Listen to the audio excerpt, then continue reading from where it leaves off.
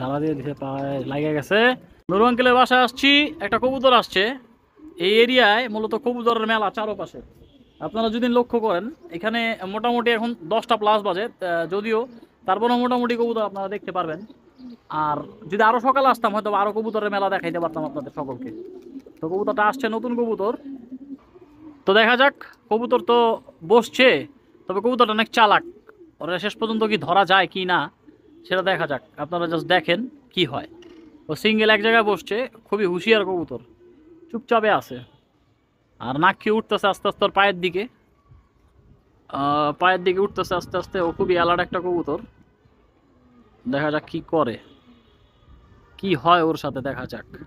ও এখনই মুড নিয়ে নিছে, কিন্তু জানি না কি হয়। ঠিক আছে, তো পায়ের কাছাকাছি চলে গেছে প্রায়। তো কাছাকাছি